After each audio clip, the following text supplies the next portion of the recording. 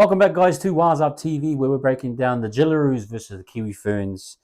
16-10 to the Jillaroos, and it was a great game. I thought, um, Australia obviously started off really, really well. Some beautiful tries to Upton. I thought she was amazing.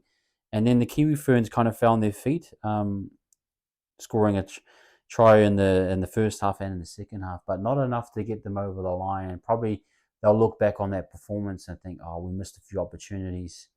But look, starting off, the Aussies, it was a bit of a tussle, and then they just broke through. And I think Upton got a really massive, or Brigginshaw made a massive line break in and behind the ruck, got lazy defenders, and was really able to just put the scoreboard pressure on and start off.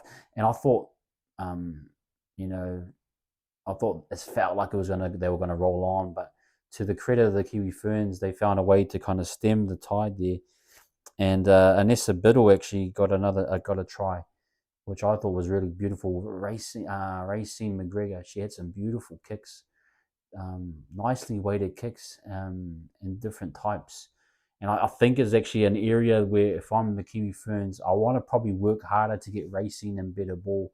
Racine was probably kicking from her 30 and 20 meter line, and unfortunately, just that's probably she's not a long range kicker like what I would say what a Southwell was. Neither is Brigginshaw, and that's probably where that's the leveling part of the kicking game at this stage, is that you have both teams don't have long kicking games, so it's really dependent on the forward pack to get her in better positions. So for me, it was, I think, moving forward, the Kiwi Ferns forwards will want to try and play a positional game where they want to get in their half and get over that 40-meter line, a 30-meter line, and give Racine some really good kicking options, because I thought that kick was perfectly weighted to Nessa, and she read it perfectly.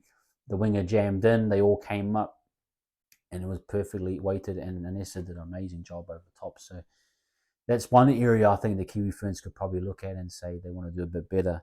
But I thought overall, the Jillaroos did a really good job of nullifying the Kiwi Fern pack. There were moments where the Kiwi Ferns felt as though they were going to ascend and get a good roll on, but a lot of the tackles were dominant by the Jillaroos. And then on the other side, their impact off the bench I thought was really, really good. A lot of their front rowers that came on gave them good meters. But if you look at the second half, the Kiwi Ferns won it 1-0. The Australians didn't score in the second half, so it says a lot about what was happening. I think they had so much ball in the first half that it evened itself out in the second half, and they defended well. But you just probably, for the Kiwi Ferns, they probably want to look at it and say, "Oh, we missed out a few opportunities there." You look 50% possession, and even for example here, the completion rate for the Australians was 67% to the Kiwi Ferns 78%.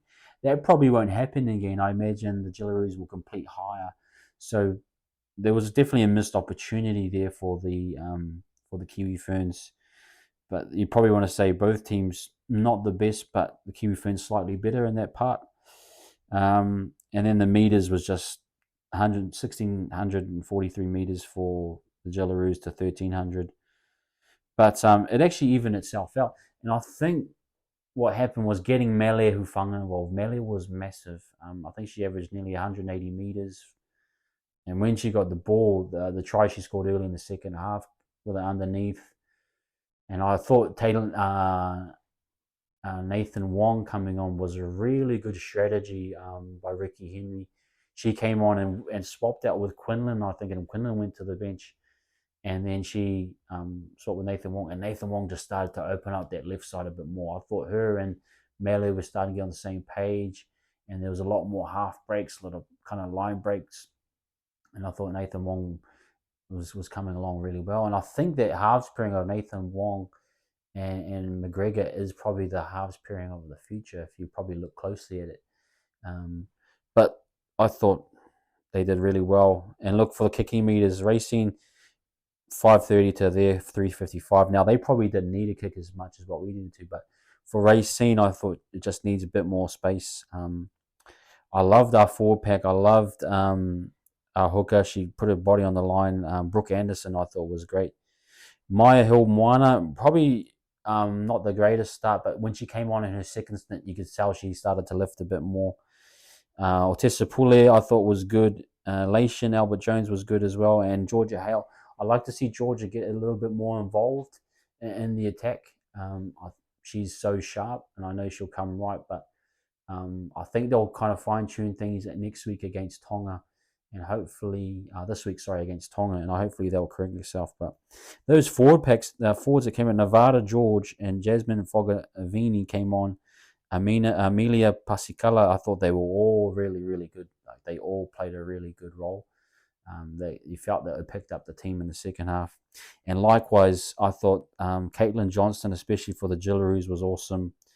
And Kennedy Sherrington, she's got a bit of mongrel in her, old Kennedy, but she's got really like speed and power. So I thought she probably could do a longer stint. And she's one that's scary for mine that has massive impact.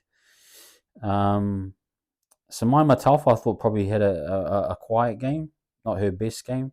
Kizzy Epps was just solid.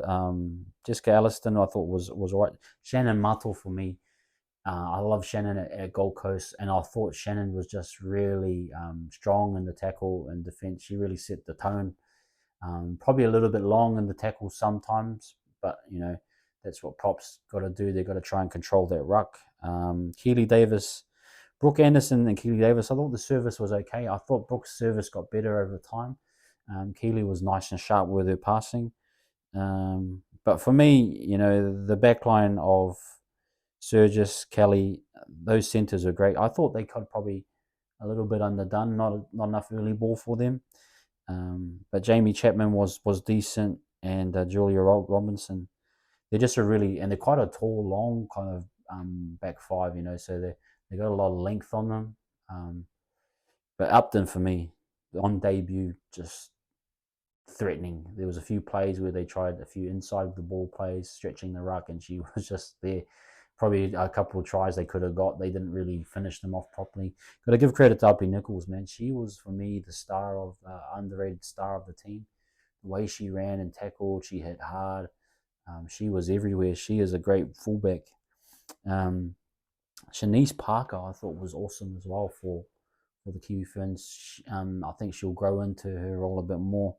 Melly, like I said, was absolutely beast. Leantu Funga, I think she dropped the ball. I think she's debuting as well, but she's going to grow into it as well. I think she's a star of the future. Now, Ashley Quinlan, yeah, I thought that strategy was good to have her start as 6. I think she came on as hooker replacement later on. But I wonder if it's better to start with Nathan Wong off the bat. But that's something for Ricky to think about. But a really close game in 16-10. Again, just for me, it's the Jillaroos, and that always that kangaroo way is that they just go to the end. Even defense is always the strong foundation for me of a kangaroo side.